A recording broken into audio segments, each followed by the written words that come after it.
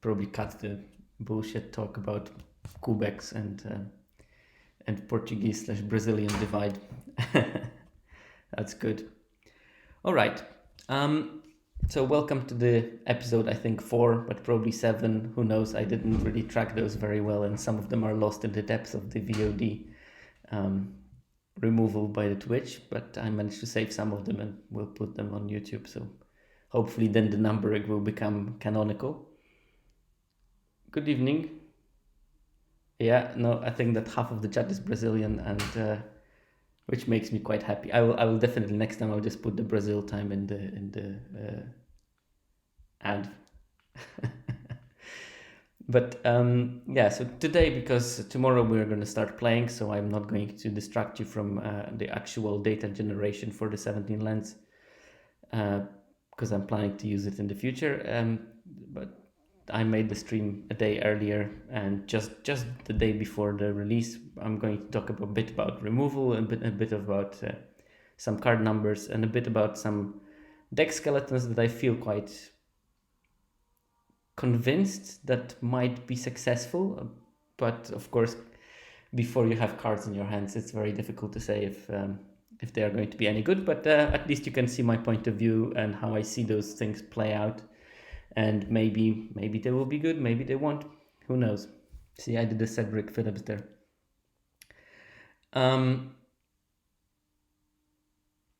It's not back to full functionality, Carva. It still doesn't have the collection because collection was linked to the personal ID, and we don't have the personal ID right now, so you cannot see the collection numbers, but most of the data is getting there. So the most important things for me, at least, are working. And I think that if you want to have your collection somewhere on the outside, you can use other trackers that still have that functionality because they acquire data not from the logs but from the software directly. I think that Untapped GG does it. So yeah, still for the draft data, better to use 17 lens, obviously. Hello. Anyway, let's get started with this thing. Okay, so I'm going to start talking about conditional removal and maybe give you a small perspective on how it looks like now and how it looked in previous sets. And well, obviously there is the unconditional removal, things that kill anything, really, barring some kind of weird protections and hexproofs and things like that. But quite a lot of removal is conditional, and of course for this conditionality you get a bonus, usually it's discounted in price. And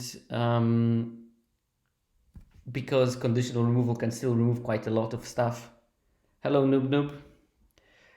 Because the conditional removal can remove quite a lot of stuff, the bonus for getting it cheaper or having additional functionalities is sometimes worth to put in your deck. But it's useful, at least before the seasons, before the set gets released, it's useful to at least speculate on how good the particular removal is going to be based on some of the properties of that removal. And one of those things will be how many things does the removal kill. So there's basically three rough types of conditional removal. First of them is damage spells. And as damage spells, I also count the -X spells because they do more or less the same. They basically attack the toughness of a creature, and if the toughness is small enough, the spell will result in kill. They can also be used as finishers for things when you can 2-for-1 yourself by using a creature blocker and the conditional removal spell and kill something. Then you 2-for-1 yourself, but you kill a big thing, so maybe it's sometimes worth 2-for-1 yourself to remove a bomb is always useful. Then the second category, broad category, special condition spells. So for instance, I don't know, kill a vampire or kill something that doesn't have flying, no particular cards coming to mind, or kill something with toughness bigger than something, or maybe kill something that has power lower than whatever. So there are several of those spells, and there are some spells that are a mixture of both. And in this particular set, there is one like the Silver Bolt. It deals 3 damage, so it kills everything. It kills everything that has 3 toughness or less. But at the same time, it also kills werewolves. So it kills all the creatures that have 3 toughness like damage spells would, but it also kills werewolves under the special condition. Right. So I'm going to look at commons and uncommons this time because that's what you're going to most commonly have in your deck. And starting with the damage spells.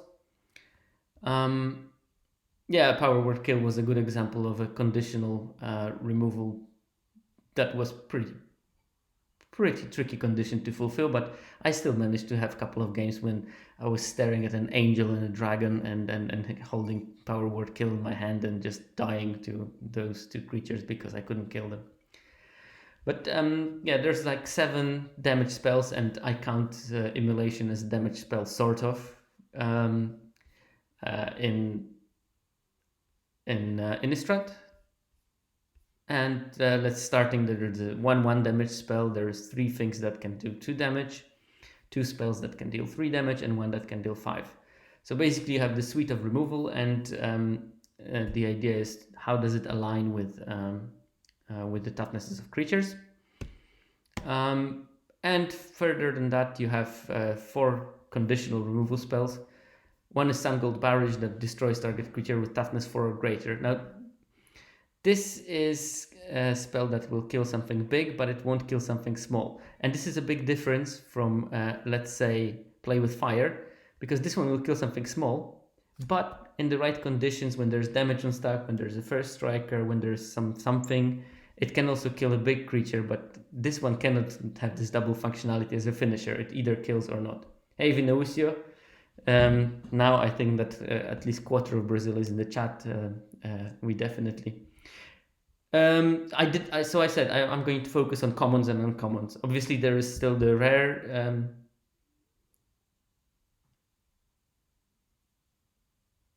Yeah, there's the 5 damage Wrath, and there is also the black spell that gives a creature -5/-5 and gives -2/-2 to all the token creatures. So these also exist, but I'm going to only focus on commons and uncommons. But yeah, Gold Barrage is basically, if your opponent doesn't have any kind of creatures with toughness 4 or greater, then this is a dead spell in your deck. And, you know, in some sets, this kind of spell is decent. In some sets, it's completely unplayable, and we're trying to figure out where it is. The white rare, yeah, but that's unconditional already. So I'm not looking at unconditional. They just kill everything, and that's basically it. Then there's Defenestrate, which destroys target creature without flying, which, you know, it probably is a hefty portion of the creatures in the set are without flying, and we're going to look at it in a second. But it doesn't kill everything, so you have to fulfill this condition. And there is Olivia's Midnight Ambush, which is a weird one because it's during day, it's a pretty much a shock for 2 mana.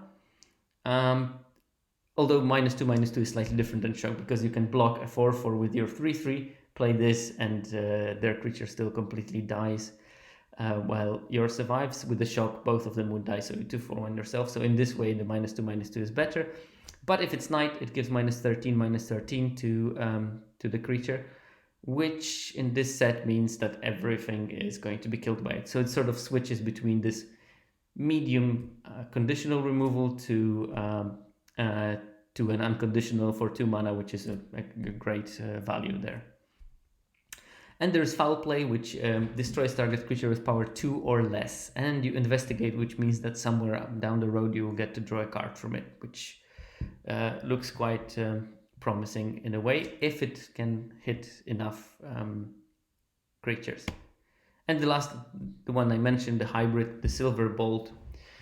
And this is the card that basically deals 3 damage to target creature, and if it's a werewolf, it destroys it anyway, even if the 3 damage was not lethal, which might be quite useful, and we're going to look at it. So the first problem in this set is that counting the number of creatures is notoriously tricky. And it's not straightforward to say what is a creature and what is a not, how to count it, because of the double-sided cards, which are super annoying for that. So for this analysis, I decided, and it's an arbitrary choice, you could run different numbers and come up with some different values, but they will be all quite close. But I decided to count the front side and the back side of the disturbed creatures separately. So if I have a disturbed creature, let's say bait hook angler, it's a 2/1 on the front and a 1/2 on the back. I counted those separately. So let's say if I was calculating how many creatures can Neonate Rush kill, I counted the front side of the bait hook angler as it can kill it and the back side as it doesn't because it has 2 toughness. But they were treated as 2 separate creatures. Then there's also transform cards, and I counted them also as 2 separate creatures, even though they are only 1. Because, with disturbed creatures, you play the front side, it dies, you play the back side, so they are literally 2 separate creatures. With transform creatures, it's a bit more tricky because you play it, it's susceptible to particular removal in the time when you play it first, then you can flip it somehow based on some abilities, and then maybe you cannot kill it with something, or while you can kill it with another thing all of a sudden. So for those purposes, I also treated them as 2 separate creatures. And there are the werewolves, which are one side during the day, one side during the night, and I counted them slightly differently. So I counted, I divided how the removal works on how does it work during the day and how does it work during the night. And the front side of the werewolves is only counted in the day statistics. The back side of the werewolf is only counted in the night statistics, because of course, if it's day, they will stay on the day side, and if it's night, they will flip instantly and your hand cannot respond to that. So basically, you have to look at it sort of separately. And there are some cards that work quite differently between day and night. Obviously, the extreme example is the Olivia's Midnight Ambush, which basically, turns from mediocre removal to unconditional removal between day and night, and that makes a big difference. But also some other ones have a slight difference in how they work during day and night. And also important thing that I did for this analysis. So I posted a Twitter thread before, and in that Twitter thread, I looked at all the creatures from the set. And here I only looked at commons and uncommons because these are the things that you are going to be seeing the most. And as a rule of thumb, rare creatures are slightly bigger. So big removal has the advantage that it will also deal with bombs, while the small removal will maybe not. So that's the difference that you see there. Okay, so first of all, this is the graph. It's a bit looking like piano keys, but basically it shows you which removal. So in this case, this is all the damage-based removal. So the 1 toughness, 2 toughness, 3 toughness, and 5 toughness one. And what percentage of the common and uncommon creatures does it kill during day and during night? And you see that the deal 1 damage spell, it actually kills roughly a quarter of creatures during day and during night. And part of it is because quite a lot of disturbed creatures on their backside have very little toughness. All the disturbed creatures are flying, and lots of them are like 2/1s, 1/1s, and 3/1s. So it's actually a decent card when you think about it against the decks that will be like white and blue and have disturbed creatures, because it will actually be able to kill something reliably. Otherwise, the card looks like, so it costs 3 mana, it deals 1 damage to target creature, 1 damage to that creature's controller, and you draw a card, and it costs 1 less if you control a vampire. So clearly this card is a plant for the vampire decks, and possibly it's also something for Spells Matters archetype, where you want to have spells. And if you have some kind of vampires in that deck, it may be that it costs 2 mana, so you have a 2 mana cantrip that maybe kills like a quarter of creatures. Obviously, the point is that you kill the quarter of the most low impact creatures, but it can actually kill some bombs. On the rare you have this infiltrator that is a werewolf. When it can be blocked, it's a 1/1. When it deals combat damage, you loot, and if it's night, it becomes a 2/1 that when it deals combat damage, you draw a card. And this, for instance, kills it quite cleanly, and you cantrip. So a good answer for that kind of thing. But I think that 25% of creatures is not a lot, especially that it's the low impact ones. Maybe not enough to push this one through through the line as something you want to play in your deck, but in some occasions, probably when you play vampires, you might find space for one copy or something. The important part being that it also deals 1 damage to the creature's controller, and vampires have those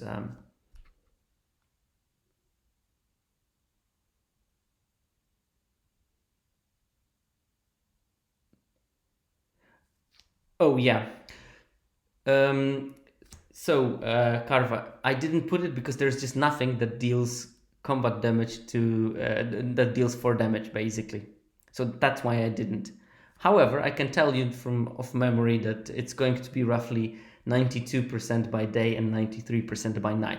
So actually, for 4 toughness and 5 toughness, there is not a big difference between those. So. Sorry, the opposite. 93% by day, 92% by night. Yeah, so I kept it out because there's just nothing that will kill 4 toughness creatures. That's why I didn't do it. Okay. Then we go to the 2 damage spells, and there's the play with. Is it play with fire? Yeah, it is play with fire and sacred fire. These are 2 examples, but also immolation is there. It would make the graph look awful when I would put it in, but it's there. And these kill roughly 54% of the things by day and 51% by night. So roughly half of the creatures can be killed by those. And there is a bit of flexibility with these 2 because they also can go to face, and this one also gains you life. So even if they cannot kill something, you can find utility with them. Especially that play with fire, if you deal damage to the player, you get an additional scry from it. Small bonus, but always a bonus. And immolation, the 3rd one of the ones that can kill 2 toughness creatures. In theory, you can also play it on your creature, and if it has toughness 3 or more, and then make it bigger in terms of attacking. When you have it and they have an empty board, you can just play it on your 5/5 and it becomes a 7/3 and just slam the face. And if you feel like a gambling person. But you have to keep in mind the 2 damage spells, roughly 50% of the creatures they can kill. And the next category is the 3 toughness, 3 damage spells. And here we have the Lightning Bolt. So the 3 mana, deal 3 to any target. If it's night, it costs 1 mana to cast. So basically becomes a Lightning Bolt at night. And there is and I have to read it with my bloody cathartic pyre.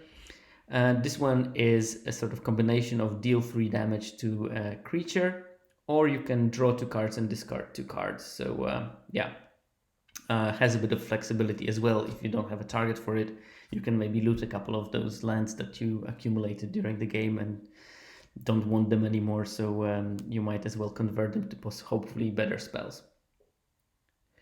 We're going to talk about it in a second, Dunks. So just bear with me for a second, and I'm going to show you some data from the previous sets so that we can compare that roughly. But keep those numbers in memory.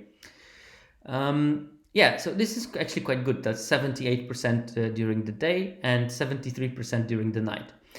However, here you can see that here it was more. Here it was equal because there is no small werewolves.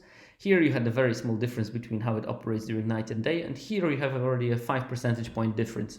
So 3 damage spells are the ones that are most different between day and night. And of course, the irony being that the Lightning Bolt is cheaper during the night, but it's cheaper but also less efficient against creatures. So you have to keep that in mind. However, it's also that to turn night into day, you need to double spell. So this is a perfect spell to double spell during the night because it only costs you 1 mana.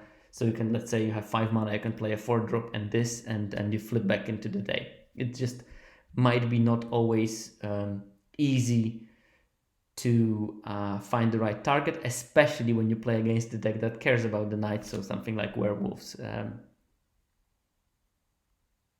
Hopefully it's an interesting point.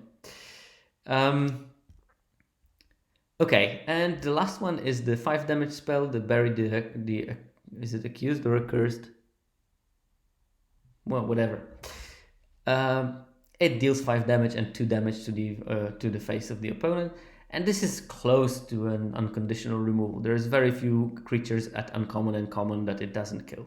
However, of course, the big ones are the ones that you're worried the most. So the point, I think, is that when you play against non-black decks, putting your creatures to 6 toughness is almost a guarantee of success.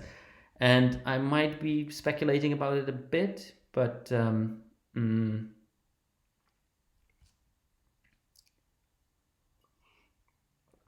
in later slides. I'm just going to read the Carva's comment.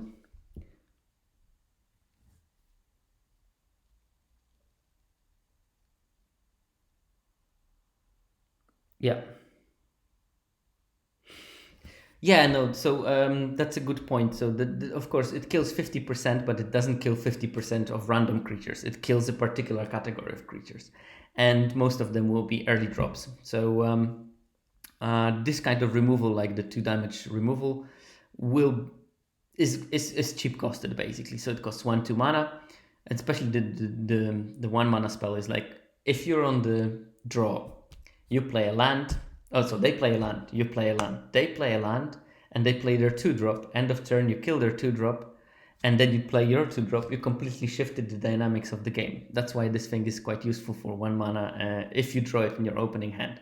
And then obviously the problem starts that you will only draw it in your opening hand in, let's say, 7 divided by 40 is roughly 20% of the games, a bit less, 17% of the games.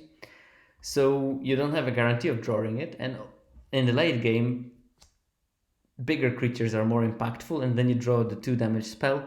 It's not as useful for you. So here comes the point of them going into face. These probably will be traditionally are really good in the way that if you have an aggressive deck and you manage to reduce your opponent's life total to low numbers, and the dynamics of the game shift, they start playing large creatures, you go back into the defense mode, and you're just hoping to draw one of those bolts and basically win with direct damage. And that's also why the lightning bolt is good, that it can also go to the face. So you can hope for a couple of outs to kill a player that is on 2-3 life by drawing your direct damage spell. And also, it's they cannot really attack you full blown because you might draw something with haste, or if you have a creature, they will have to think carefully about how many blockers they leave behind and things like that. So yeah, it creates a nice dynamic, and I love this kind of. That's one of my favorite stages of the game because I play aggro a lot in limited, and one of my favorite times is when I completely lose the advantage, but I managed to do enough damage in the beginning, and then this cat and mouse game starts when I'm close to win, but I'm not favored anymore, and then I'm top deck dependent, and then you basically try to prolong the game as long as possible, so you manage to draw your one of your 3 outs that kill them instantly. And I really like this kind of survival mode when you play aggro. Most of the time you lose though, but it's a good feeling when you don't, when you manage to win. Okay, but this is the damage removal in nutshell. As you can see, even though I missed the 4 toughness, if you would see the graph, it would look something like this. So it basically goes up to 4 damage and flattens out. If something would deal 4 damage, or when it deals 5 damage, it kills almost everything in common and uncommon level. Okay, now let's look at the special conditions, conditional removal. And first of all, I want to look at foul play. And this is a 2 mana sorcery, and unfortunately for me it's a sorcery. It would be much better in my opinion if it was an instant, but okay. You don't have the blowout potential when someone plays a pump spell on something and then you kill it in response, which is a shame. But it does investigate, so you get the clue token you can sacrifice for drawing a card. And actually it does look pretty okay. It kills 60% of the creatures during the day and 55 during the night. And one of the reasons for it is that this set is pretty rich in 2/3s. There's quite a lot of them, and I think it's because they didn't want to make the decayed mechanic too busted. So in order for the 2/2 zombies not to be super efficient, they put a lot of 2/3s, and there's quite a lot of like 3 mana 2/3s, 4 mana 2/3s that foul play can actually deal with quite efficiently, and then you still get, whenever you have mana to spare, you can actually convert it into drawing an extra card. So I think that this is going to be a pretty decent removal, and I would probably play it in most of my black decks if I have it. Not bad at all, especially that it can deal with some kind of pesky things like Cassic Naturalist that you mentioned in the chat before will die to it before it manages to transform into something unmanageable. And yeah, it kills like majority of the flyers I think are going to be played in the format, which is also good because it fulfills the niche that maybe Defenestrate, the next spell, cannot. So and the fact that you get a card later is really big bump for the card. It's sort of like there was the thing in Ikoria that had the same ability for killing, but then on the other hand, this one had cycling. So if you don't find the target, you could cycle it, but if you find a target, you can kill. But here you can get both of the things. The problem is that you have to find a target. However, if around 60% during the day are targetable by it, I think that you will find a way of using it quite efficiently. And also, even if you cannot kill any kind of card creature, maybe there will be like a decayed zombie token lying around that you can target with it, kill it, and still get a card draw, basically. But it's a desperate cause, but maybe. Okay. Next spell is Defenestrate, and that just says destroy target creature without flying. Obviously, throwing a flyer from the window doesn't do much for the flyer unless the window was closed. But the whole point of Defenestration is throwing someone out from the open window. Although no, here is not the case. They threw him through the broken window, through the closed window, and they broke the glass, I guess. But because the werewolves don't fly, it kills roughly the same amount of creatures during day and during night, and it's around 80%, which is pretty good. I mean, especially that this one doesn't really look at the size. If anything, flying creatures are relatively smaller in their size, so it will disproportionately kill more larger creatures because it can't touch any of the decayed tokens, and they are the majority of the flyers. So I think that they had the total number of creatures is around 115, counting both the sides, and I think there are 16 disturbed creatures, which all had the backside and flyers. So that covers already a large chunk of this 20% that it doesn't kill. And then apart from that, there's 6, maybe 7 flyers on top of that are just a flyer on the card already. So for 3 mana, you can kill a 5 mana massive werewolf, which is not bad at all. Because again, none of the werewolves do have flying, so yeah, it's pretty good for that. So yeah, this is going to be definitely one of the prime removal spells in the format because A, it's a common, B, it kills quite a lot. No, they do fit. I was explaining that in the beginning, so I basically counted both sides of them as a separate creature. And all the stats are counting the disturbed creatures A side and B side. And it's the same. Oh, don't worry, you don't have to be sorry. I'm not... that's fine. Yeah, no, I mean, people come and go, as I see from the stream statistics, and it's all fine. And it's always good to remind that to the listeners. But yeah, it's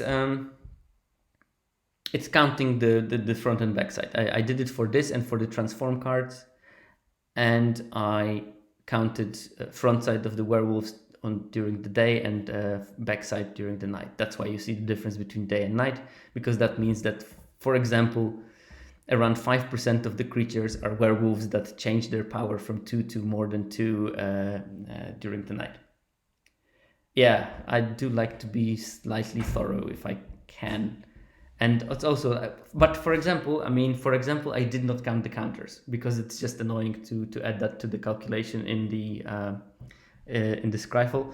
So I didn't count the counter makers, token makers, because it's again another super annoying thing. So you have to, for instance, think that you have to add the 4/4 beast and the 3/3 ants to the pool of the creatures that it doesn't kill, but it's just so painful. And some cards generate a 1/1 when they enter the battlefield, and it just like makes a whole mess. So I didn't put those in case you were wondering. Right, next spell that we look at is the my god, I think I have to upgrade my glasses. Gold Barrage, and it destroys target creature with toughness 4 or greater. I mentioned it in the beginning, but this particular type of spell has a one big drawback. It either kills the creature, or it either can target the creature or not. So it's useless if you don't have a target. And this similar problem with foul play, but I think it's easier to find the target for foul play, and for those spells it's usually hard to find the target, and sometimes you will go through a whole game without finding one, which means you have a dead card in your hand, and no one wants to have a dead card in your hand. And this is, as I mentioned earlier, different from the damage spells, because damage spells have multiple functionalities. They can finish off a bigger creature, they can sometimes go to face, they sometimes have other abilities tagged onto them. So in this way, this spell was always underperforming, and this is, a small part why white control-ish archetypes don't come together, because if they have to rely on the removal like this, that you might not even have a target for, they are not going to be as good as the black ones that can kill everything. Oh yeah, so this is a slightly different chart, Buddy the Bard. I changed it only because the original had also rares and mythics counted in, and I got some feedback from people that why didn't I do that only for commons and uncommons. So this one is updated, and this one doesn't count the rares. So those numbers shift slightly when you put the rares, because the rare creatures tend to be slightly bigger.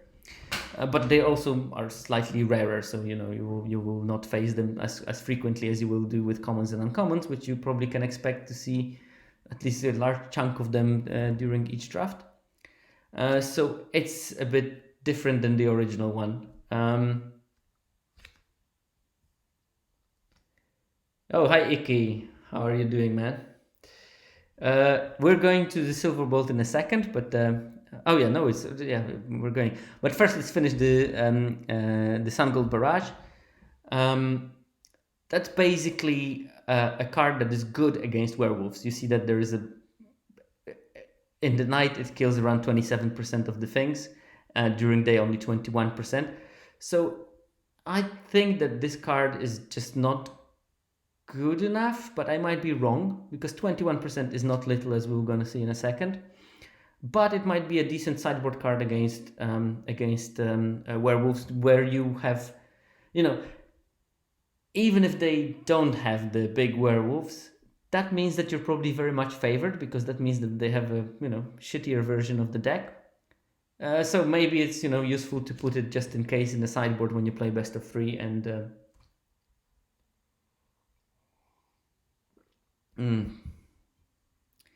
Oh yeah, no, he might pop in later and then complain that he missed everything, and I have to repeat the whole presentation for him. And if you think that this weird, this is exactly what happened last week. But okay, okay, this is the card. I'm excited, as Icky said. I'm quite excited about the Silver Bolt. It looks pretty good, pretty damn good, I would say. Like, it has almost the same stats as the Fenestrate, and if you count in rares and mythics, it actually kills more stuff than the Fenestrate does, because there's a bunch of flyers there, but there is also lots of creatures that die to it, because they're either werewolves or they're not more than 4 toughness. So there's a small shift there, and they are basically on par. The only difference is that this one is an instant that is surprising. This one is a 4-mana spell if it wants to be surprising and on sorcerer speed, or you play it early and you just keep it as a threat of activation on board. So Yeah, I think that it's not a completely insane notion, to be fair, Icky. I think that this is like a very good um, card for staying open, although I would probably like prioritize it when I'm already looking for being blue, white, and green. And because when you're black and red, you have quite a good removal suite already. So you might actually keep it in red as an insurance against the 6 toughness creatures, because there's quite a lot of werewolves there. So if you're, that's why I said 6 toughness is quite problematic for red decks. I will mention it a bit later in my random ramblings. Right. The last removal is the Olivia's Midnight Ambush. That I think remains to be seen. I will be happy playing probably 2, but if the format is so creature reliant, might up it further. So yeah, hard to say right now, but I would definitely play 2 if I can, if I don't have any other removal, and yeah. So I might stand corrected and 0 will be playable, but I think that the numbers on it are good enough to play it quite limitless. And I think that at least early, I think that in general population, hey, thanks for the sub, Isaiah, that's awesome. I think that generally in the beginning they will be quite easy to get, as what I've seen in data over and over through format after format is that most of the top picks by the 17 lens users, and not by the 17 lens user, but by the general population, are removal. And it doesn't even matter if the removal doesn't line up well in the format. For quite some long time during the new format, the removal is going quite high. So things like Nahiri's Binding that were not so good in Zendikar Rising were picked quite early by the general population of the arena users, even though the 17 lens users were quite low on that, because they are more invested players and they know that pacifisms are not great. So it's hard to get removal very often, and I frequently have that problem that I end up in a deck that has very little interaction, because I prioritize quality creatures over interactions very often. I don't want to waste my 3rd pick on some kind of shock when I can pick a very good creature. And then obviously I don't see any removal later, and then I have to either fill up in pack 3, and if I don't see anything in pack 3, I sometimes end up without interaction, because my evaluation of removal is slightly different than those of the general population in Magic. By the way, I'm going to put those things on YouTube. I already even managed to set my YouTube so I can upload longer videos, and downloaded all the VODs. So I'm going to put them, and there is one about signaling, and there I talk about it in a bit more detail on how people rate some cards more, and how you can take that into account during your drafting by reading signals, but also by prioritizing certain things if you need them a bit higher, because you know that other people are prioritizing them as well, so you might want to outpick them basically. But back to Olivia's Midnight Ambush, and that kills around 54%, so as you can see, it's the same number as the shocks would do. Obviously, this one has additional functionalities. I already said, you block a 4/4 with the 3/3, play that on the 4/4, it dies, your thing survives. So it's a bit more flexible than the regular shock. That's a nice thing. But during the night, it kills everything. So this, I think, will be something to take into account when you're deck building, that if you play a deck that has several copies of the Olivia's Midnight Ambush, which might be the case, I would definitely make sure to put 2 or 3 cards that at least start the day and night cycle. Because if your opponent doesn't, and you don't have anything to start it, then you might end up with 3 of the medium removals. And if you manage to start the day and night cycle, you can always make the decision. So basically, you start the day and night cycle, and next turn you don't play anything. You have 2 Olivia Midnight Ambushes, pam pam, done in their turn, because it's an instant and it will flip to the night on their turn. You can kill 2 things. So yeah, that's, I think, something that we should definitely consider during the deck building when you use Olivia's Midnight Ambush. Right, so that covers the numbers, and we're going to come back to them willy-nilly when we compare it with the previous things. So this is the comparison with some previous sets. I'm sorry for the low quality of this, but I somehow couldn't find the original thing, and I had to copy it from my own Twitter. The shame and embarrassment, but I managed to recalculate them very roughly and see the difference. So for instance, this is the Strixhaven, and in Strixhaven, 2 damage spell killed around 62% of the creatures, 3 damage spells killed around 80%, and 5 damage killed around 95% of the stuff. How does it compare? 62, 80, 95. 53, 75-ish, and around 95. So 2 damage and 3 damage spells were better in Strixhaven than they were in than they are in the Midnight Hunt.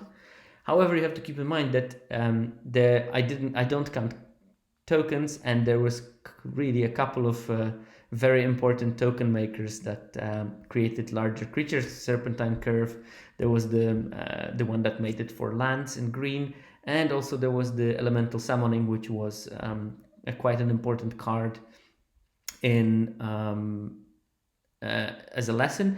And this of course means that lessons you can draw much more frequently, so you had not only a couple of more things that you couldn't kill, but as a lesson you would draw it more frequently because you choose when you want it. So they were quite important things that they were not killed by the by the 2 and 3 damage spells. Obviously you had the heated debate there that killed 4 toughness things. We don't have a 4 damage spell in this one, so it made a difference, but look at those numbers in the context of the set that had a lot of token makers.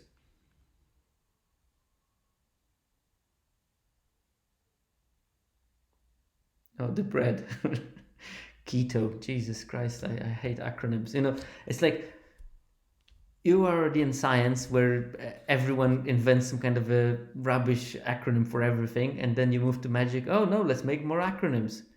Say people in magic that probably had some contact with how science operates in their acronym making things. All right. Ah, yeah. Also, nice to see that the 1 damage spell killed roughly. I would say that this is around 65. This is around 17. So it killed also roughly 25% of the stuff, I think, start from scratch. So it's quite similar in terms of the 1 damage spell. Of course, the difference is start to scratch you could pick whenever you want it, and this one you have to put in your deck and hope not to draw it when it's useless, which is a big knock against it. And start from scratch was actually quite brilliant because it had multiple functionalities, but that's a story of a different sort. The important thing is that defend the campus, that was the destroy the 4 toughness creature. That was really bad in Strixhaven when you look at the only creatures, not tokens. So this one looks much better in comparison. I think it kills a higher percentage of creatures, and maybe should be considered at least in some decks, or maybe in even best of 1 you can play 1 copy if you think that your removal does not align very well with large werewolf kind of creatures. Right, so that's Strixhaven, and here we have Kaldheim, and here we have 2 damage 48%, 3 damage 73, and 5 damage, well, almost everything. So again, 48, 73, 99. So it is slightly less for 2 damage than you have in Midnight Hunt. 73, that's like as efficient as during night, and most of the time you'll have day or nothing. So actually 3 damage was worse in Kaldheim than it is here. And then 5 damage was 99-ish, so it's more or less the same. Hey buddy, thank you very much for the subscription, that's awesome. It always feels good that someone thinks that it's worth to spend some bucks on your random ramblings, so I'm really appreciating it. Okay, so this more or less covers the comparison, but basically when you think about the removal in Midnight Hunt, it puts itself so slightly worse than in Strixhaven, slightly better than in Kaldheim. That's the sort of scale that you want to look at. And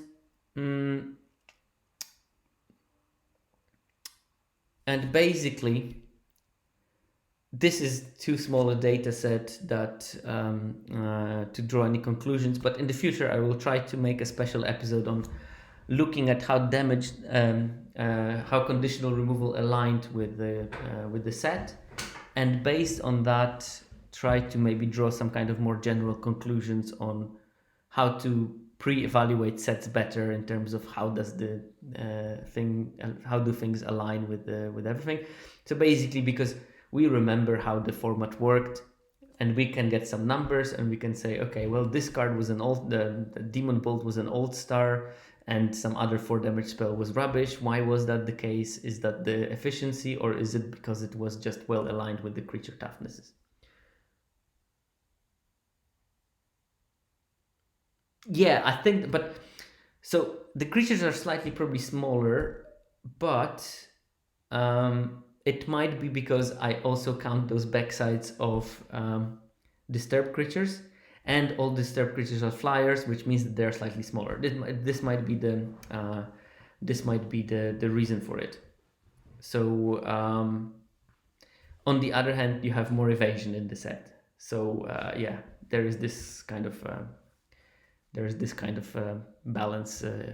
I think there's way more flyers than in any set that we played previously. So don't sleep on that 2/4 spider, because if you bump into any kind of blue and white deck, they will definitely have flyers in it because they will have disturbed creatures. And I think that, in some of the previous sets, you could be completely bare to flyers and survive fine. Maybe you lose one game to someone that went for the flyer strategy. Like Kaldheim, I think, was the example that flyers did not do that much damage. This is probably not going to be one of those sets, because the fact that every disturb card is a flyer on the backside is going to be problematic if you're not prepared for that. And if they are prepared for, stopping your on-ground attacks and ping you with flyers, you might be in trouble. Okay, back to the second part of the thing.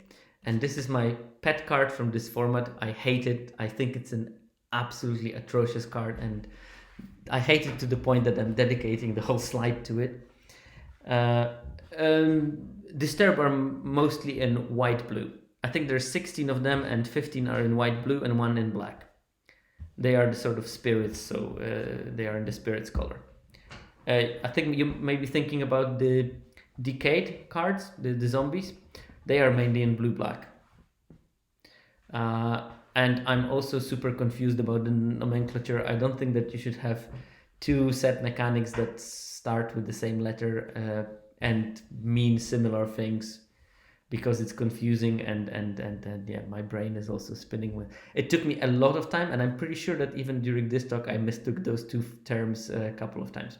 But Disturb are the ones that have front side and back side, and you can play them for when they die and they are in the graveyard. You can play them from the backside cost, and you get a flyer. So it's basically, the story is that they were humans, but then they died, and then they come back as spirits, and one of them comes from the grave and plays with his dog, and it's heartbreaking, and I'm almost crying just thinking about how awesome it is that the dog was waiting at his grave to play with the ghost of his owner. Oh, anyway.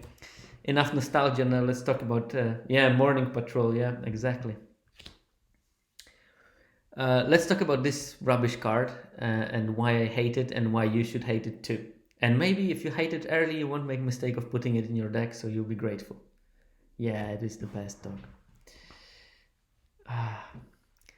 So, Arcane Infusion is: look at top 4 card in your library. You may reveal an instant or sorcery card from among them and put into your hand. Put the rest on the bottom of your library in random order. And it has flashback. So basically, as people think very frequently, it means, 7 mana and I drew 2 spells. That's amazing, at instant speed in the Spells Matter deck. So yes and no. I think it would be relatively okay if you play it like in 16 spell deck. And I'm going to explain everything. But in most cases, you won't be able to draft a deck like this in this particular format. I think that the Spells Matters theme is not supported enough, and the good spells are just too good.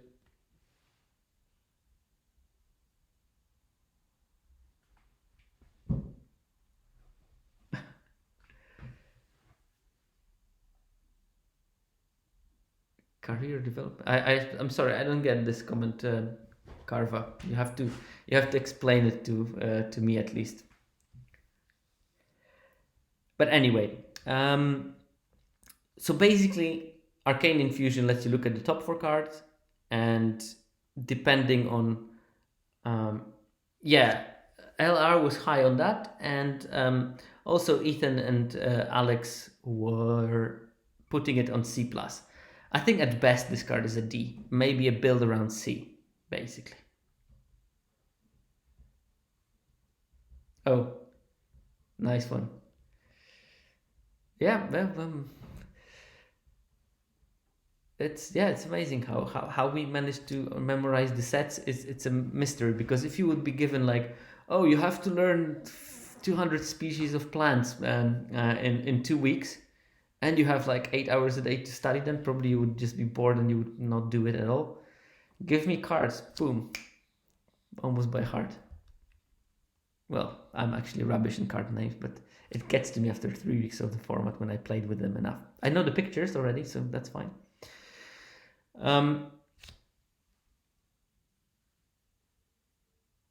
Oh yeah, exactly. But I'm not going to disagree with you there. But that's exactly what I tried to show in this graph. So basically, I'm going to focus only on this card and give it sort of average success rate, which means that this is the number of instant sorcery spells in the deck.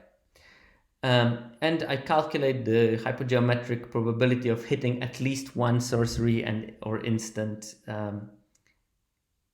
from the cards -1. So if I have a 40 card deck, I count it for 39 because one of the things is this, but it's also a spell. So if I'm calculating here, I'm looking at the probability of finding my spells in 8 spells within the 39 cards, and this is the fail rate. So it means 38% of the time I'm going to miss. If I have 9 spells in my deck and I play this, then the chance of finding one of the 8 remaining spells in my deck is around 62%, so 38% is the fail rate.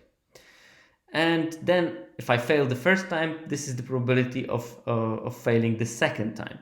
So even if I failed the first time and I spent 2 mana on looking at 4 cards at the bottom of my library, I play this the second time for 5 mana, and the chance of finding the 8 remaining spells is still going to be around 34%, which means that there's a 13% chance of playing this for 7 mana and seeing bottom 8 cards in my library, which is awful.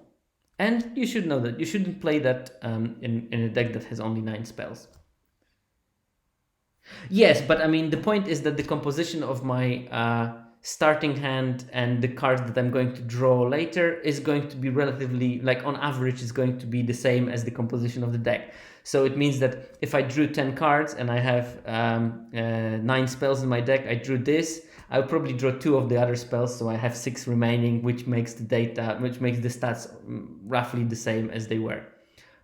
So it doesn't change anything. So for simplicity, I calculated only removing this Arcane Infusion from the deck, because on average, my composition of the deck, if I draw X cards percentage-wise in terms of how many instant sorceries are left and how many non-instant, non-sorcery cards are left, is going to be relatively the same. Yeah? 39, yeah. This is just the easy way, because you can calculate all the kind of scenarios there, but it's easier just to calculate the general scenario, and this is going to be an average outcome. Obviously, if you drew 10 cards and you drew 0 instant sorceries, the odds shift quite dramatically.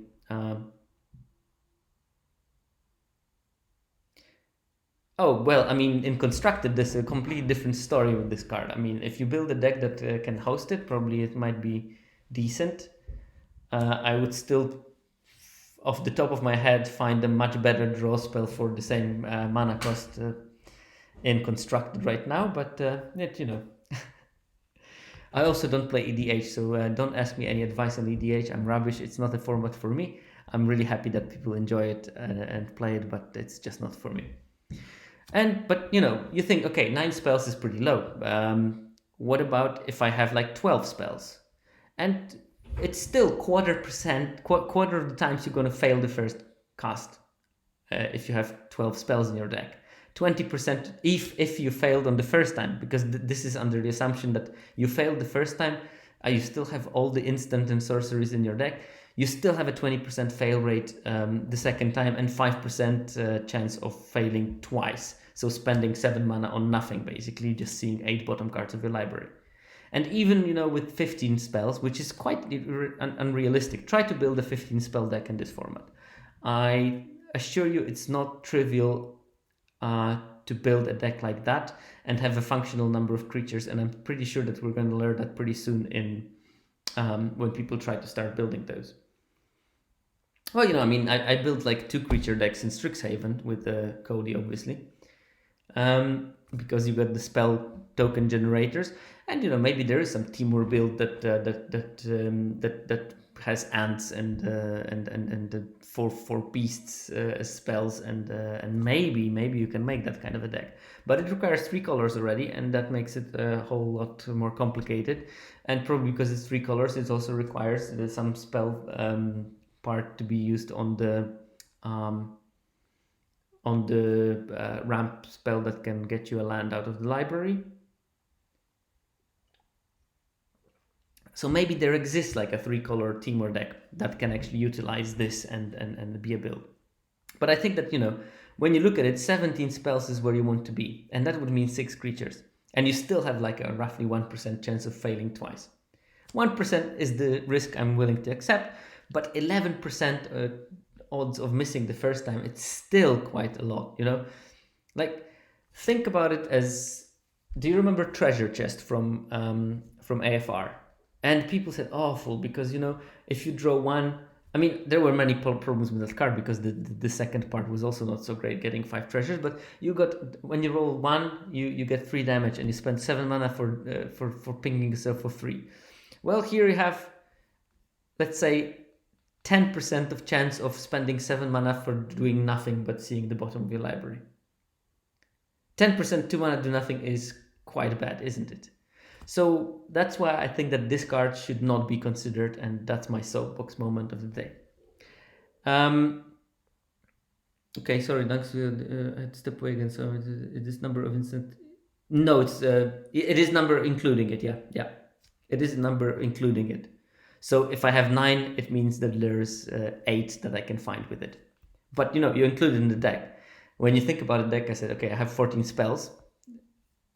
You usually include this thing in it, so yeah. But I calculated it so that it doesn't take that into account. So the numbers are all right.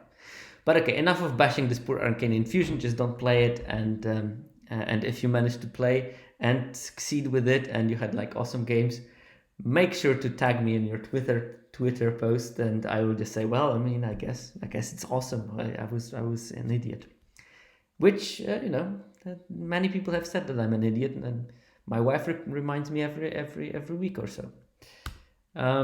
Right. This, on the other hand, is the card that I adore in some way. Eccentric Farmer, and I like it enough that I'm going to talk about it in length. I really like. Genius does not imply I'm not an idiot. You can be both, and I'm at least one of those things, and I'm not going to tell you which one. So Eccentric Farmer, it's a 3 mana 2/3, which is okay stats, stops the decayed tokens, but when it enters the battlefield, mill 3 cards, then you may return a land card from your graveyard to your hand. So first of all, what I love about this card is that the more you need it, the better it is. The more you need that land, the better it is. So this is the chance of hitting a land in those 3 cards on turn 3. So you were on the play, you had your 7, you drew 2 cards, and then how many lands you drew. So if you drew 3 lands and you play your 3rd land, you play the Eccentric Farmer, you probably want to hit that 4th land. Your chance of hitting it is 85, which is good. I mean, it's just good. Still 15% miss, but it at least leaves a body. And very often it will keep you alive. And then with each land that you drew, the chance decreases. But if you drew 6 lands, you probably don't need the 7th that badly. It would be nice to get it, and you still have 75% of hitting it. But of course, the chance of hitting them will decrease with the more flooded you are, which is sort of self-regulating mechanism. I like when the card is better at what it wants to be doing, the more you need it, and worse in doing what you want, the least you need it. And then, obviously, yeah, exactly. Then obviously milling is not necessarily completely useless because you want to play this card, for example, in your green-blue deck. And your green-blue deck will have hopefully some flashback. I don't know what type of flashback you will get, but maybe, the 4 mana create and investigate the clue token, or maybe it will have some disturbed creature. Lots of those disturbed creatures are quite medium on the front side, and you want to trade them off or chump with them, and then you play the better part after they are dead. And here you can sometimes skip that. And when you think that the backside of the card is like 70% of its value, then milling it is not such a terrible thing, because you get 0.7 cards by milling it.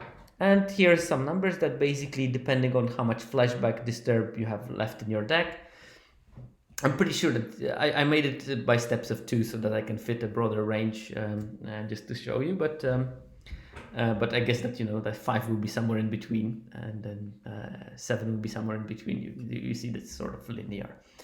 And this is the chance of extra value. And by extra value, I mean at least 1 spell with flashback or disturb. It's obviously that the more of them you have, the bigger the chance that you get 2, for example. And even if you only have 4 flashback and disturb cards, you still have like a good 1/3 of a chance of milling one of them, which is not terrible. At 6, you get around 50%. And when you have like a dedicated deck, it has got 70% chance of generating you this extra value by milling something, which is, I assume, really good. So I'm really looking forward to this card, because those decks are probably going to be a bit like Kicker deck in Zendikar. And that deck was amazing when you played all your lands. I mean, playing the lands was so paramount in that deck that basically I was playing any number of this thing with Kicker that drew lands, any number of the draw 2, and with the Kicker drew 3 cards. Because if I had the fuel, I was doing everything, and I just didn't care. The opponent didn't have, because I just buried them in the card advantage. But if you stumbled on lands, you were just losing. And Roost was great, but you didn't even have to have Roost. You can just I was just playing this deck and putting the 3 of the 5 for Troll Cleric, or whatever, the big Troll Clerics, and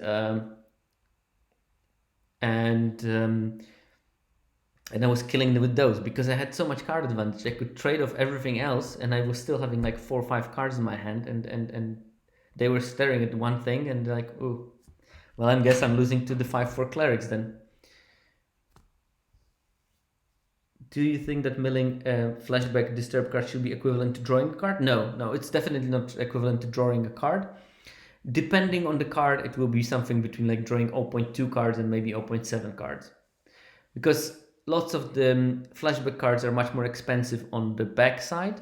And of course, the front side is part of the value. So if they're more expensive on the back side, then most of their value is in the front side. So say that you have the 2 mana spell and flashback 3, I guess that roughly 60% of the value will be on the front, 40% on the back. So it's like 0.4 cards. But the point is that milling, you will mill anything anyway. So it's better to mill something that you can use than to mill something that you can't use. And some disturb cards are super close to being drawing a card. I think that, what is the good example? There's, I think, the 0/4 Beggar. And if you passed the Yeah, the free for flyer is a good, yeah. Humble beggar, yeah, exactly. That's also a good example. If you pass this early stage game when 04 would be useful and you mill it, you're quite good in the money. So because you this is the time when you approach wanting for vigilance flyer rather than having an 04 that does nothing and then you cannot trade it and yeah. So some of them are coming close. They are never going to be full card, but you know, as close as they get. So okay, this is the part about the eccentric farmer, and this is where the data part, I think. No, just a small addition. Gavony Dawnguard will have the same kind of numbers in terms of how often will it draw that creature when you flip from day to night and night to day. So this is a card that is 3 mana 3/3 with ward 1, which is good enough on its own, so you want to play it anyway.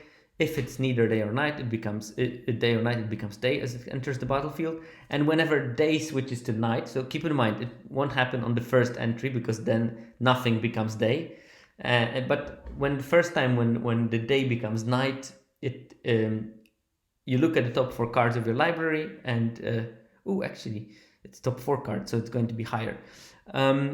You may reveal a creature card with mana 3 or less from among them and put it into your hand and put the rest on the bottom of your library. So I didn't notice that it was 4 cards, so it's going to be slightly higher than that, but probably move it to somewhere around 45% and put the same line. This will have similar kind of stats to the Eccentric Farmer in terms of how frequently you hit. And 4 actually makes a big change in there. So by like 4 it's going to be those numbers basically with Gavony Dawnguard. So basically, if you have, they change around 4 or 5% by time. So if you have like 8 creatures, you should have like a 58% chance of hitting if you have 8 creatures that cost 3 or less still in your deck.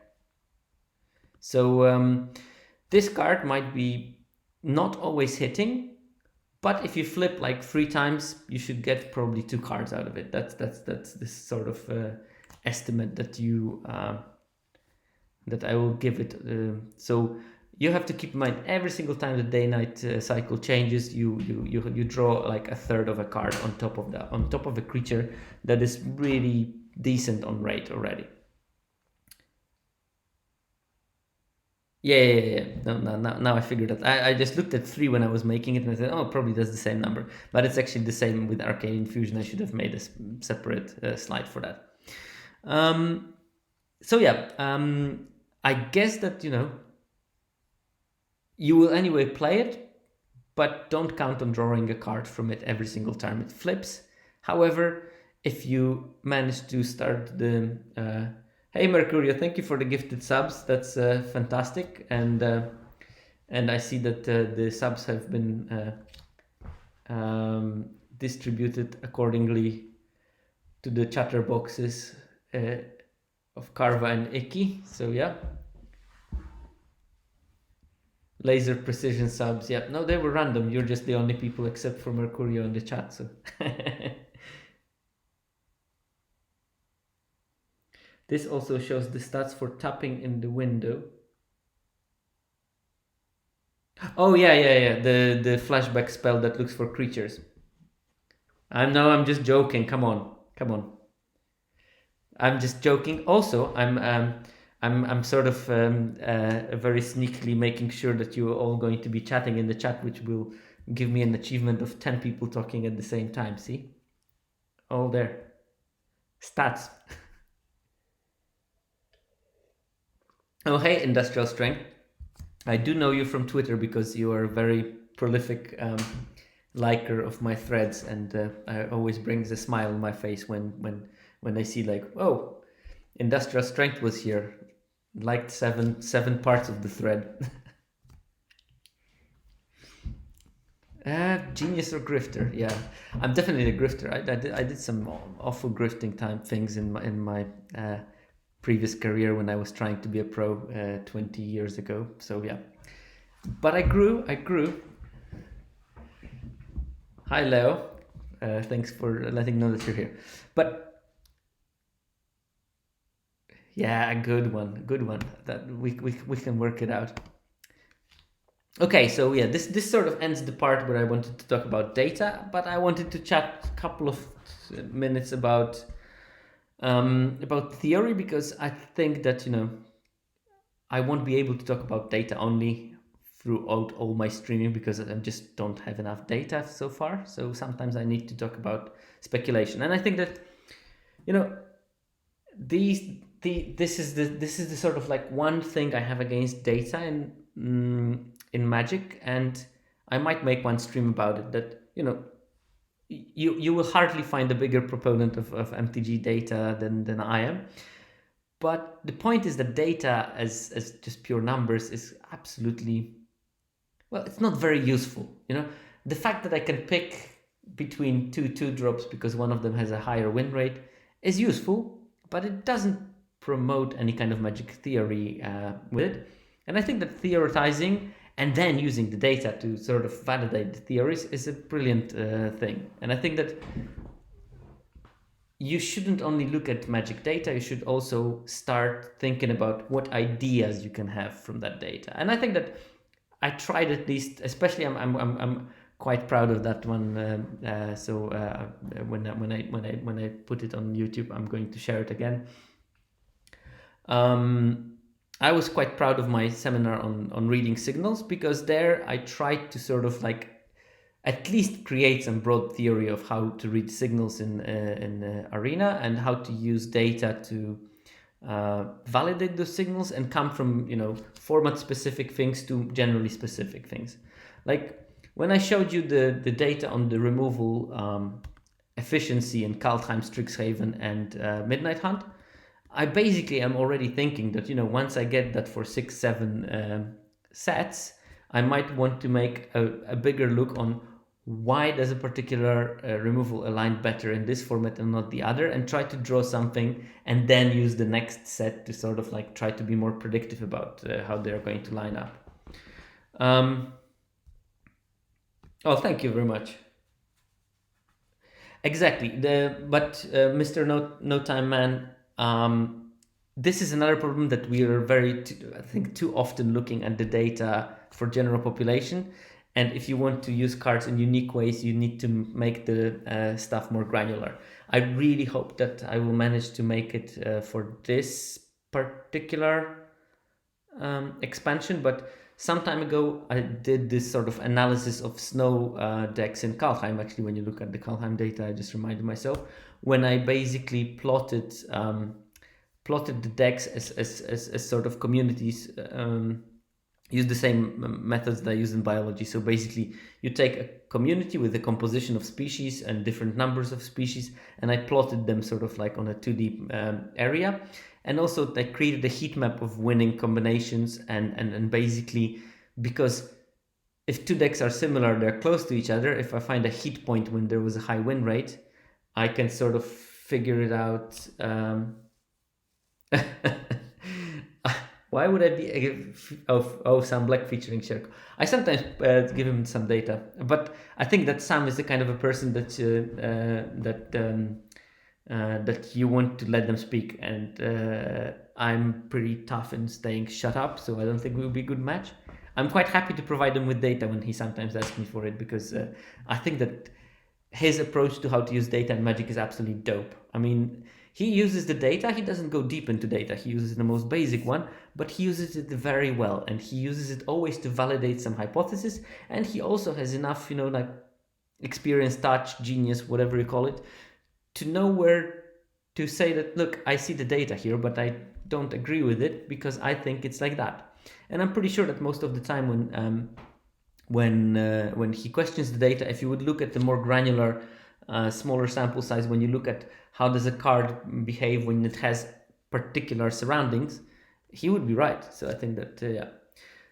But coming back to the ecology, I think I'm going to make one of the streams about it. So I'm going to try to look at maybe the interesting archetype that comes out of this set that has multiple builds, and try to look at different sub builds of it, and try to figure out using maths which cards are important for particular sub builds, and based on that try to create reverse engineer some skeletons for those different builds, and then basically try to go more granular. So I'm planning to do that, but that's going to be later. And I think that a good introduction to it, let's see, progressing the stream. Okay, I'm just going to read the buddies thing first. I would like your input on a theory I have for this set. Hypothesis. Strixhaven was resilient to mana flood because of its learn mechanic. AFR did not have a lot of mana sinks, so flood was especially punishing. My theory is that mana flood will be less of an issue in MID because of flashback disturb. I would be interested in your thoughts as well as anyone in the chat. So I think that yes, I think that this set has more intrinsic mana sinks, and it's not only in the cards that specialize in flashback, because I see the green blue as an archetype that is going to be needing all the mana. It's going to be very mana hungry, and it will be happy with any mana sinks, but it'll also be happy with card draw and stuff like that. But I also think that on purpose they put a lot of mana sinks in green, and some of them in other colors, but green because it's a werewolf color and you want to sometimes not play anything to make it into a knight. So you have the 1/1 wolf Walla, that for 2 mana can get +2/+2 until end of turn. This is a way of using mana on your turn. You have the one that puts counters. You have a couple of things that can get +3/+3 when there's Coven. And there is the Death Touch Wolf that also needs mana for activation. So there is several ways of using mana on your turn. So even if you run out of cards in those decks that don't have an intrinsic card advantage, you will be able to use your mana quite efficiently. So you'll have things to do. And I fully agree with your evaluation that in AFR you had some mana sinks. They were just not good enough. They put them. It's just that their mana sinks were 50 feet of rope or something, and these cards just didn't play very well unless you were Lord Tupperware and you can build the grindy, dirty stuff, or they nerfed them. I think that the 1/1 flying falcon that needed 3 mana and tap another creature probably was originally 3 tap it and venture, but then they thought it would be too good, so they nerfed it, and then of course it was unusable. So lots of the mana sinks that they had were just not good enough because they put it in like blue. They had the whatever Displacer Beast, the bounce it and replay it and venture again. But I 100% agree that this format looks to me like it's quite happy to utilize mana sinks. Nothing's going to be like scrying with the Strixhaven campuses though. Oh god, yeah, that was so good for the fixing. And when you had like the early whatever it was, the Apprentice or the Simic guy, the 2/2 that whenever you play a spell you look for lands. Oh, that was so good. That was so good. You never run out of mana. Oh, good times. I don't think about the werewolf ability workaround for casting spells. Yeah, campuses were so good. But okay, we had this little interlude talking about rubbish, but let's talk about my rubbish for a second there. So basically, we don't know how this set is going to be playing out, and I'm not saying that I have recipes on how it's going to play out and which builds are going to be the best, but at least I'm going to give you some examples of the builds I've been theorizing about based on playing around with the mock drafts on 17 lands and looking at the cards and thinking about some strategies. And I noticed that both on 17 lands draft simulator and on draft sim, the Esper colors were a bit more open than the Gruul colors, which is not like super important possibly, but I do know that those draft simulators, they learn from preferences of the simulating drafters. So basically, if the general population forces Gruul, the bots will also start preferring Gruul cards, which means that people are high on trying to force Gruul early. And that means that in the early days of the format, you might have slightly more open blue, white, and black. Although black is also contested, but I think that my idea of those skeletons is to to make the ones that are slightly avoiding the cards that most people want, and maybe using some underplayed things. Yeah, I really love black. So I prepared a couple of skeletons of the tempo decks that I was thinking about, and these are based on my favorite all-time draft archetype, and from my most hated set, which was the red-blue tempo deck in Theros Beyond Death. I was really bad in Theros Beyond Death. This format didn't play well with me. I had an atrocious win rate, except for this blue-red tempo. When I managed to squeeze it out, I had like something like 70% win rate with it, and I still had barely over 50% win rate general. So it was so much better. And based on the cards that are here, I can see that there are some similarities in what you can achieve in blue-white and blue-black, especially in this format. And I'm just going to sell you my philosophy of how I want to build it. And the philosophy is based on early drops, preferably early evasive drops. So flying is very important. Counter spells and bounce. So basically your idea is to load the board early. Don't allow anything late because they will win the race if you do. And then if they manage, sometimes just allow them to play something, bounce it back, regain the tempo, they have to replay it. And you accrue small value because you can do all those things while generating the disturbed creatures. The decayed creatures. See, I already did it. You see, buddy, it's not just you. It's it's everyone that will make those mistakes, I think, especially when you have to chat in front of the stream. Okay, but without further ado, this is the sort of build I'm envisioning for that. And so the important thing is I want cheap creatures that later can be turned into some flying threat. And Devoted Graphkeeper especially is something I'm looking forward, because it's a 2/1 that has a small ability. When I play something from my graveyard, I can tap or untap something. It's menial. Basically, it chumps a 2/2. Kills it, and for 3 mana I can play a 3/1 flyer, and 3/1 flyer is an excellent tempo play because you will hit for 3, and if you can stop them from attacking you, then you will kill them almost effortlessly. So I have a couple of those. I have the Beloved Beggar that can come up later, but I hopefully don't want to play it. My most important creatures are Loyal Gryph, Falcon Abomination. So Loyal Gryph is a flash flyer 2/2 that can bounce one of my creatures to my hand. Falcon Abomination, 3 mana 2/2 flyer, brings up the 2/2 zombie. I have 2 of them. Nabelgast Intruder is a 2/1 flyer with flash again. That gives -2/-0 to some creature an opponent controls. So the point is that Loyal Gryph and Nabelgast Intruder have flash, which means I don't have to play them on my turn. I can keep up mana for the most important spell in this deck, which is Flip the Switch. So I hold on to Flip the Switch. If they play something that I find threatening, I can counter it with the Flip the Switch. If they don't, I play at the end of turn my flash flyer and can start pinging them. Flip the Switch counters the spell unless they pay a 4, which most of the time will be just a straight counter, and it creates a 2/2 black zombie creature with Decay. On top of that, in the same way as a counter spell, there is the Revenge of the Drowned, which means that they play a creature, I let it resolve because it doesn't have an ATB or something, it's just like a vanilla something. And end of turn, I just return it on top of their library, they can choose top or bottom, and I make another decayed zombie creature. And I have a couple of the other things, because I am attacking with the flyers, most likely in this deck, I can possibly frequently get the Search Party Captain to cost 2 mana, and therefore, play a 2/2 for chump blocking purposes, and draw a card for 2 mana.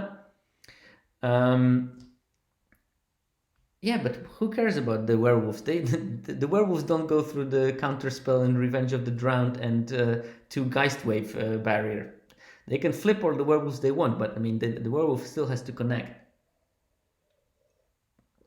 And obviously it might be a problem, but I think the format is going to sort of show us how it's going to work. And yeah, this is the thing. Like, I'm not a big fan of pacifisms, but Candle Trap costs 1 mana. And which means that, let's say I have a flip the switch in my hand and 4 mana on the board. I play Candle Trap on their creature. It stops them from attacking. It allows them to block, which I don't care about because I have flyers that go over it anyway. And I still have mana up for flip the switch for their next play. So it's very mana efficient in this particular strategy that I'm trying to play right now, which means I want to attack in the air. I want to defend on the ground. So the 0/2 is a problem because if I have counterspell, I don't want to waste too much mana on tapping. But I mean, I wouldn't say no to it. I just think that Candle Traps are a better card for this particular strategy, mainly because I want to kill in the air. So yeah, and then some small draw things because why not? I think that Search Party Captain especially is quite interesting because I can play it cheap and draw a card and then still keep up a mana for a counterspell.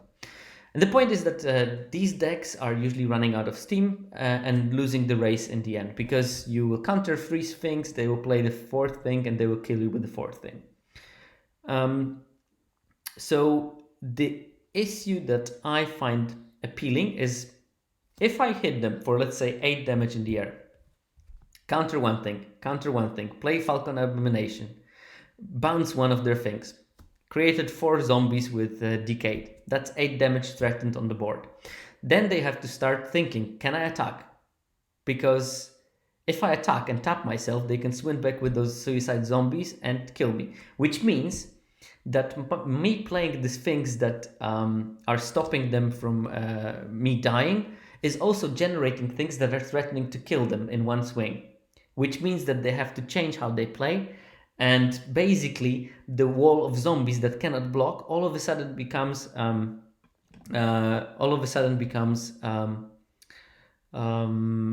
something that stops them from attacking without being able to block because the swing back is starting to become a problem for them. So this is the build I came up with. I also have like the ambitious farmhand because I can play it early and I can. If I manage one at any stage to get Coven, I can flip it back at instant speed back. So and the lifelinker will let me. Yes, the zombies are useless until you hit a crucial threshold, and that's true. That's why I think that this build is much more dependent on the flyers, and you get some incidental zombies, so you might at some stage threaten. But I think that the main plan is just basically kill in the air, counter the rest, and then basically once they start playing expensive things, you just like annoy them with the Geist Wave and then the Revenge of the Drowned, and basically try to win like that. Candle Trap is not necessarily, because if I plan to swing back, I might as well exile the creature if I have the Coven already built up. Although it is arguably difficult in this deck to start Coven. That's why I put a couple of those small creatures to make sure that I have 1/1s. But I also see different builds of this deck that are using this 2 mana 1/2 that enters the battlefield. You draw and discard a card. If you discard a spirit, it becomes bigger, and sort of build around this kind of stuff because they get a +1/+1 counter every time I discard a spirit. So maybe I can want to actually play a couple of those Fateless Looting in blue-white and discard some of my disturb creatures and make them bigger and create this as a sort of like a blocker. Yeah, exactly. This is one problem I do foresee. I still want to try this kind of build and see how it works. But okay, I mean, just get the Basri Acolyte. Yeah, that's always a good idea. That's always a good idea. You can play the 4 mana 3/2 flyer as well. That will create a bit more of the attack. If you play the O2 Chapter, that also gives you extra original power for the Coven. So yeah, it might be interesting. Right. Interesting tech would be to play the -2/-0 on your own creature to activate Coven. Yes, got there. -1 counts for Coven. Remember that. And you generate a Zombo, so and draw a card. So what's not there to like for that one? Okay, this is the first skeleton I wanted to talk. Second is the same idea, but in the black-blue version. And black-blue version will be much more dependent on the Decade, I think. At least my vision of it will be much more depending on the Decade.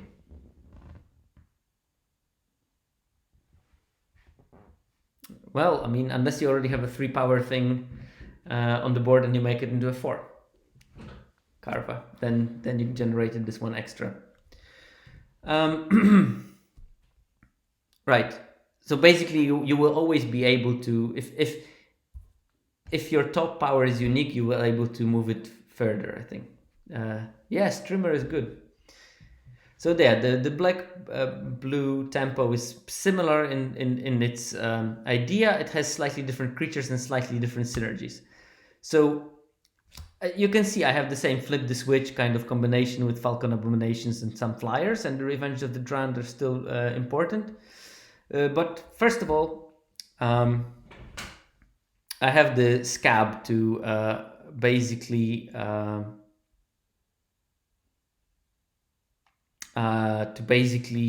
boost my Zobos, makes them slightly better. I have Corpse Cobble to make the zombies into something even more useful. I have Ecstatic Awakeners, and I'm pretty excited about this card in this particular build, because I can sacrifice my stupid zombie and make this one into a 4/4 at an instant speed if I didn't have to use a counter spell on a given turn. Say they play some kind of a menial 3/3. I don't counter it. I just turn the Ecstatic Awakener into a 4/4 and start smashing with that. And also I have like potential to play Eaten Alive as a tempo play, because I have a useless zombie and I can sacrifice it to exile a real creature. And also I have the Scab Wrangler that basically can use the 3 zombies into a tapper for free without using mana, so I still have enough mana to kill something. And I don't think that this is maybe the best build. Maybe I don't even need the flyers. Maybe I can change those Falcon Abominations and enable Gust Intruder into something that generates even more. So I don't play the 7/6 because it's just not fitting into the plan. Because I would love my opponent to play that, because they play it, sacrifice a creature, I Geist Wave it, and wait for another turn. So I think that I run into this problem. I have to tap out and make myself fragile, and since I didn't have any useful creatures, they might as well have the removal in their hand, so I'd rather not. I'd rather play something like Vengeful Strangler, which allows me to swing for some amount of damage, and if they decide that they want to block, well, they have to deal with the backside of it after that. Oh.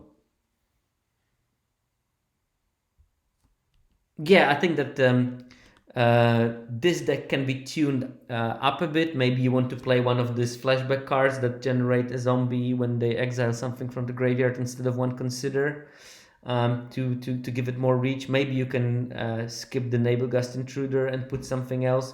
Maybe you can put on the top of the mana curve the 3/4 that generates 2 zombies and things like that. And late in the game, you can use Corpse Cobble, sacrifice 2 zombies or 3 zombies, make a 6/6, and then basically just start swinging. And if they threaten to kill the Corpse Cobble zombie, you can just flash it back and then sacrifice the token and redo the same process.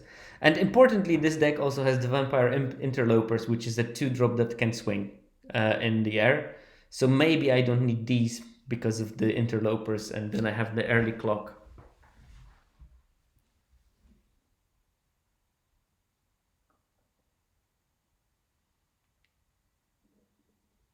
Well, no, I didn't give myself the Defenestrate. I don't know why. I mean, these cards are sort of like replaceable. I thought that Eaten Alive is more important in that because of the mana cost, so I can keep up stuff for the...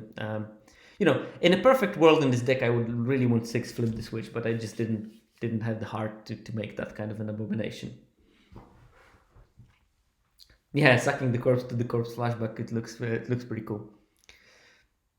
So yeah, this is the general philosophy. I think that this is the something I built. I think that the one thing that is important, I really want the ecstatic awakeners because they let me have 3 mana to use if I didn't have to counter something, to flash a 1/1 that cost me nothing to play on turn 1 into a 4/4 that will win me the race even if I'm racing on the ground, because if there is something that can block it, I can bounce it, I can counter it, or I can put it on top of their library. Flashback being protection for your giant zombie. Yeah, that's quite an impressive ability of this card. I think that this card might be something that is going to be quite undervalued in the beginning. So yeah, I'm super excited about the black blue tempo. And then the last skeleton, I was trying to think of the white black sacrifice because, as I said, I'm based on how people use the draft simulators. I think that green and red might be overdrafted in the beginning, and I think that red is not that deep anyway. So if it's going to be underdrafted, it's going to be very dangerous to start going for it. So this is like more go wide attrition and max value from zombies as well. So competitor of the blue black in a way. But so here I have a couple of Eaten Alives, Ecstatic Awakeners. I think I'm excited about this card. Rotten Reunion to make sure that you generate enough the zombies. You have a couple of the Diagraph Hordes to generate more zombies. Search Party Captain to get some card advantage. Morbid Opportunist, I think that this card is going to be pretty good in this kind of deck because you can always choose to attack with one of the deranged zombies. Maybe. Yeah, it would be sad if the green and red are the worst color in the werewolf theme set. There I have like foul play, a couple of random things really. Siege zombie, that's Jason's favorite, isn't it? I did put it because this one tap 3 zombies to tap 3 creatures to ping opponent for 1. I think that if you generate enough of decayed zombies, that will be pretty good. Also Clarion Cathars because it creates like an additional body that you can use for all your shenanigans. And I think that Rite of Oblivion is going to be a card that will just swing games because you have those 2 decaying zombies that are useless. And all of a sudden you convert that and 6 mana into, oh, I clear your board and now you're dead. And here I did put Morkut Behemoth as a sort of finisher. It's just, this is again, it's like,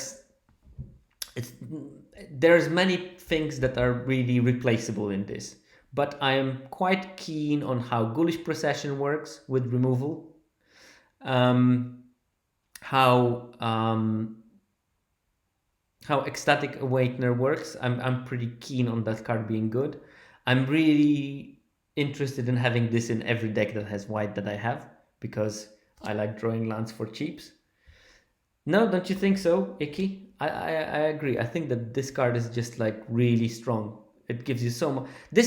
Okay, hot take. Morbid Opportunist is the Bushmeat Poacher of this format. That's my hot take. You can activate it a lot. It doesn't really get you life, but you can get around. Flesh Taker, I just love the art. I mean, it's just awesome. It's just like as if it came straight from my nightmares when I wake up, and yeah, it's really nice. And yeah, the ability of the card is good. The scry in this type of deck is going to be very important, I think. Oh no, that is sad. I think my first draft simulator I did on 17 lands, I got all 3 pieces of the Vecna in my first 3 picks. It was ridiculous. All right, and I think that Hobbling Zombie is a quite understated card for this deck because the fact that it trades, the fact that it generates this Zobo after it dies is something that we shouldn't. The opportunity, yeah, that's probably not the strongest ability that it has, but it can do. Yeah, it can do.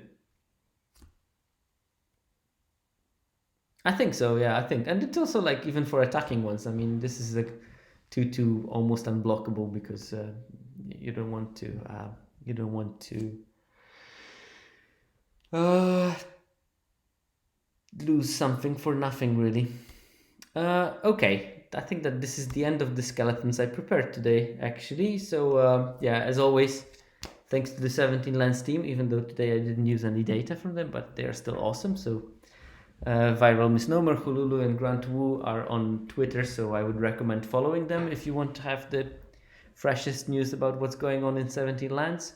And Diogo, who was not here today, but who is the person that helped me with. Thank you very much, Iki. That's a very good patron to support. Diogo, who helped me to set up my stream, and soon will be bothered again to help me do some other features because it's very bare right now. I need to up my game in terms of I don't want to have like gifs coming up when I push a button, but maybe you know what deck I'm playing, where to find me, and how to give Patreon to 17 lands would be a good idea. So I have to up that things. And that will be it for today in terms of the presentation.